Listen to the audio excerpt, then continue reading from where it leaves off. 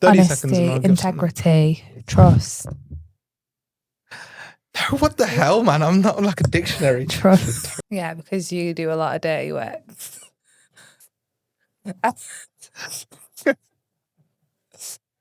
So I don't go. Hi guys, and welcome to our first ever podcast, Reality Check. I have with me today Rohan from the UK, Derby, and my name is Shamim and I'm from Manchester.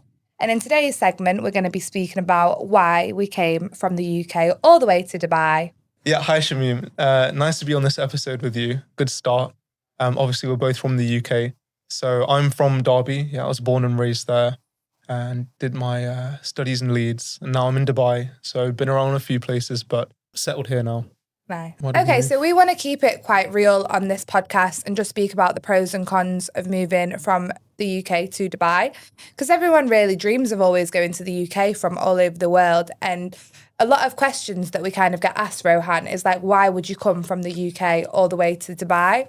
And I know for myself why. So let's start off with you. Why did you move from the UK to Dubai? You know, with me, Shamim, it was much more from a business perspective. So I just graduated uni. I had a degree in economics and finance from Leeds. So I was in this predicament. Do I carry on with quite a corporate financial background and pursue that? Yeah. Or do I go and give real estate a proper try? As I was always doing that in the UK. So the opportunity came up to do it in Dubai. I thought, you know, now could be the right time. I'm early in my career. I'm passionate about this. It's a great space to be in. So that's why I left. But you see so much movement now, right? Of people leaving and coming over. Of course. And you come from quite an educated background as well. So to leave that and come to Dubai, there's clearly obviously something there trying to get you to come to Dubai. Exactly. Yeah. I think the UK is great because you've got good educational systems. Exactly. It sets you up on quite like a structured life and career. And it's very progressive in that sense. But in a city like Dubai, you've got a lot more of that hustle. You know, you can really build something for yourself with the environment and, of course, the no tax. It creates an environment where you can really build something and grow. So I understood that at the age I was, even with that education, it's still worth taking the risk. Yeah. You know, and you can do that, of course, at the age we are. So that's what really made me shift over. Yeah, fantastic. Yeah. So what about you? What made you move over? So the reason that I kind of moved on the back of what you said, it was similar to yourself. I wanted to progress and the UK was a bit slow for me. And what I feel like when you're in Dubai, because everyone's moving so fast, you have to move fast. You can't just stay where you are or be comfortable. It's just always your surroundings. You see, you know, all the people that come in Dubai, they are very successful people. And it kind of gives you that drive and the motivation to keep going. And another thing for me as a female is obviously the safety that you get in Dubai is second to none. And that is coming from a genuine point of view. When I lived in the UK, I didn't feel safe, like going to my car past like 10, 11. I can go out, go for a walk at any time of the night. And it is a big difference, you know, having that safety, not being scared that your phone's going to get stolen at any point. And, you know, everyone is progressing in Dubai and you see a lot of success stories. So I kind of wanted to, you know, let my old job go and just explore the waters as well. And what was that old job? What were you doing before? So I was a financial advisor. I did mortgages and life insurance in the UK. It was really nice. I made a lot of money from it, a successful job that I had. But I kind of just reached that point where I was getting taxed like 40% and it was just like all the extra hard work I was doing was getting taxed more. And I just thought, do I really just want to be in the matrix forever? And do I really just want to just, you know, just have this job where I'm just going home working. And what after that? Like, where will it actually go? Where's like, that progression? Exactly. Yeah. That was more for me. Okay, I left. right. Nice. And how long's it been in Dubai? So I've just been in Dubai over a year now. And, you know, it's very nice. The people are nice. And I will tell you guys, the lifestyle will make you a little bit lazy in regards to you got your noon, you get it every You're spoiled for choice. You are literally spoiled. Like, honestly, I had a lip liner delivered to me this morning in 14 minutes before work. Cause Noon minutes. Noon minutes, you know, and it's just the convenience is great. People are friendlier because, you know, they have sun. In the UK, people are miserable, like very miserable, like, you might just get caught being in a place and you'll push past someone and they'll just be so angry by, everyone's just angry in the UK. I just noticed that a lot. They always have a problem. Okay, so now we're going to speak about what me and Rohan do here in Dubai. So you, Rohan, what is it that you do in Dubai? So obviously I'm in real estate, working as an agent here, but with a bit more focus on the more consulting side of it, investment consulting. So there's a lot of projects, there's a lot of opportunity, there's a lot of scope for growth, but it's really understanding what opportunities to jump on, why, whether it be the area, the developer. I'm quite analytical, so with numbers as well, understanding where that real growth is. So I've got quite a key focus on that when it comes to a client, is what I'd say, advising them in the right direction. Yeah, similar to myself, I'm also an investment consultant and I work in off-plan mostly. And it's just about finding the right project, for your client and making sure that you really have a good understanding of them.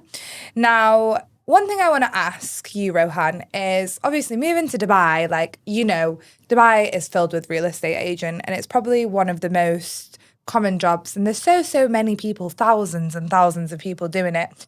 So what makes you different? What do you think that you have left your life in the UK and come here?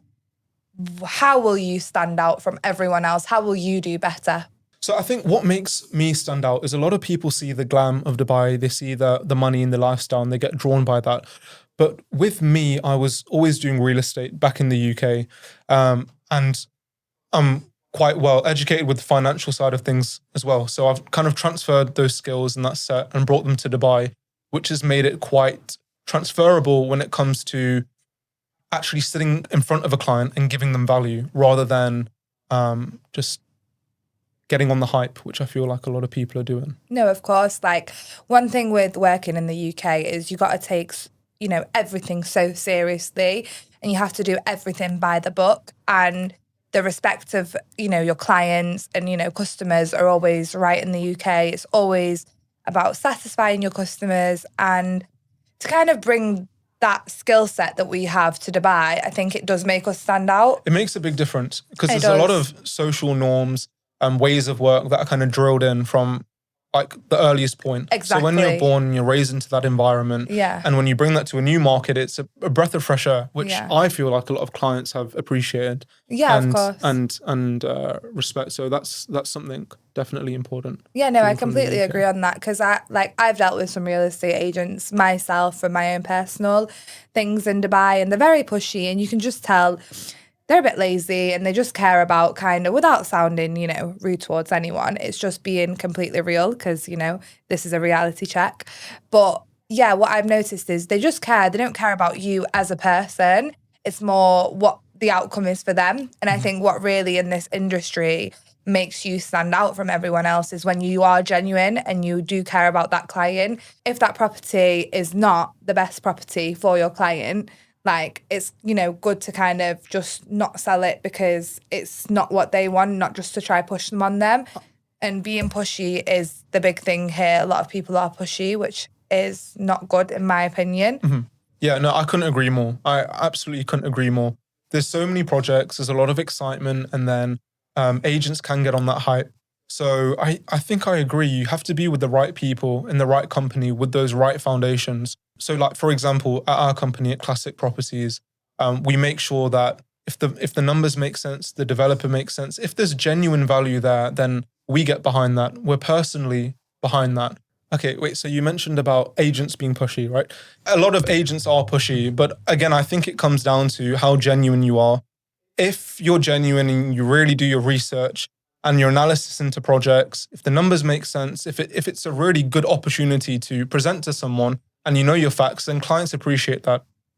Transparency is so important. So I feel like what's bought me, good deals and has made me get in contact with good clients is having a much more just transparent, open and genuine approach when it comes to recommending projects. And I think that's the right way to go about business. Yeah, and that's how you really grow in the long term, because if you do something very good for that client and they are very happy, then that kind of builds your pipeline and your reputation as well, because they will then recommend you to their family and their friends. And it's all about taking pride in what we do and, looking at the bigger picture, not just that one quick sale, because anyone can be a pushy sales agent and it doesn't really get you far, in my opinion. 100%. Absolutely agree with you. And you're right about the referrals. I mean, if you do good to someone, they appreciate that and it will go far. I've had a lot of cases where a buyer might tell their friends, their families, their colleagues, people at work. So yeah, being genuine and being true does wonders in this industry. It's all a people's game. Okay, so my question now for Rohan is, do you actually believe in Dubai? What do you mean when you say believe in Dubai? Believe in the bigger picture, like all these developments getting built, all these, projects. Do you believe that Dubai will be the same as it is in 10 years? No, I definitely don't think it will be the same in the next 10 years. I mean, if you look at Dubai and the progress, it's remarkable. We're in 2025 now, and 30 years ago, there was practically nothing here. So to do what they've done in such a short span of time, being recognized as one of the best, probably the best city to live in, is outstanding. And building on that, again, we've got 30 years of learning, of experience, of innovation, of technology. So I really think that the growth in the next 10, 15, even 30 years will be exponential because of the learnings that this city has developed. So I absolutely believe in the city.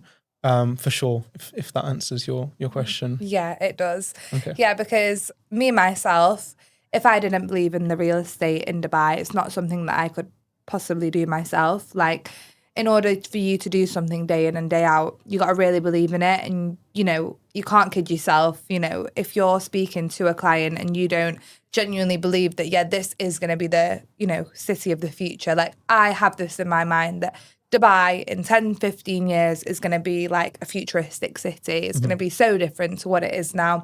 So much more luxurious than what it is now. And it is very luxurious now.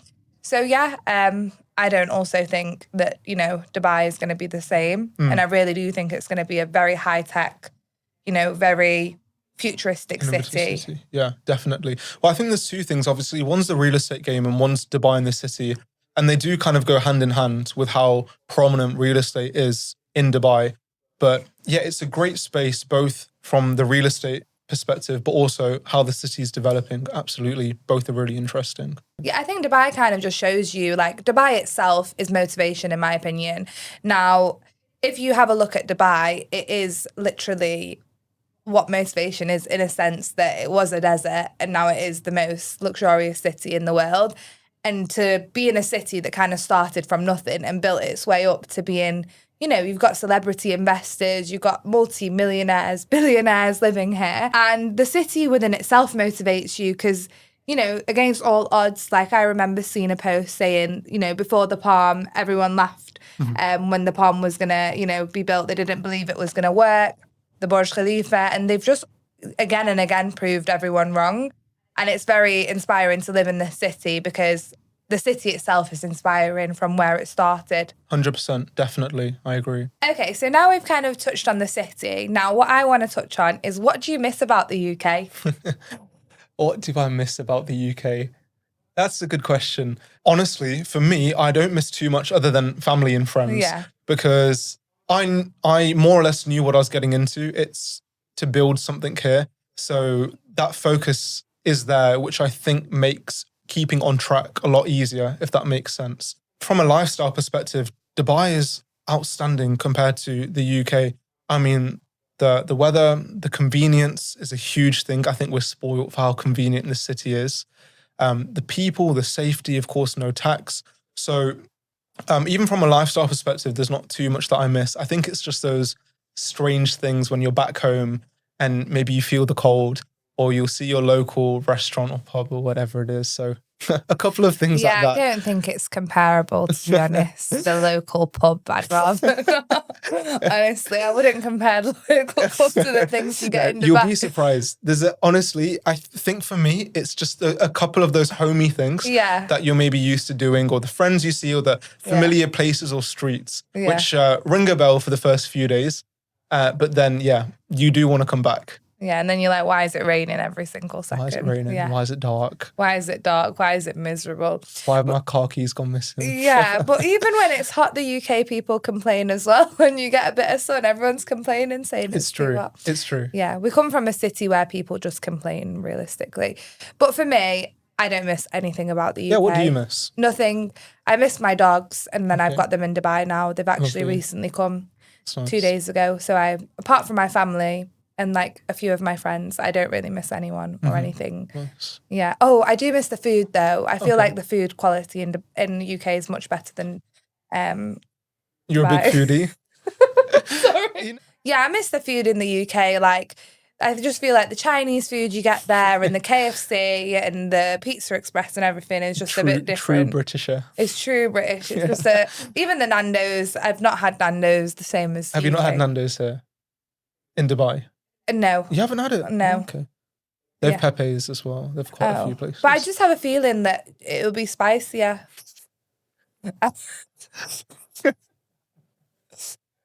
So I don't go. So this episode has just been very raw, very touch and base. We just want to get it out there, who we are and kind of what we do and why we moved from the UK to Dubai, and just speak about our lives here as real estate agents and just speak about, you know, our personal experiences and be as real as possible. Not these cringy videos that you see all the time. You know, we want it to be a bit different. A bit raw, yeah. A bit raw. So my last question for Rohan is, why should they pick you as a real estate agent?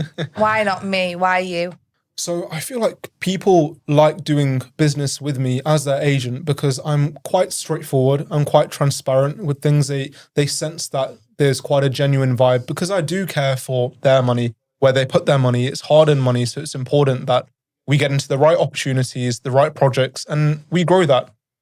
And that genuine approach comes from the back of a lot of analysis, a lot of number crunching, being on the sites, you know, getting our shoes dirty, really checking it out, doing that dirty work, making sure everything is in place to really have the best, not only project, but also to give them that best service. So they feel like it isn't a sales agent, but it's really a consultant, someone that knows their stuff and is there beside me, you know, that can walk me through every single part and step of the way.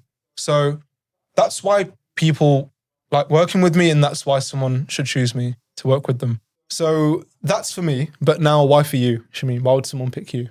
What I go off is I want to build a long-term relationship with my client, and I want to tell them when to enter into an investment, when to exit. Because once you're an investor, it's not a one-time thing.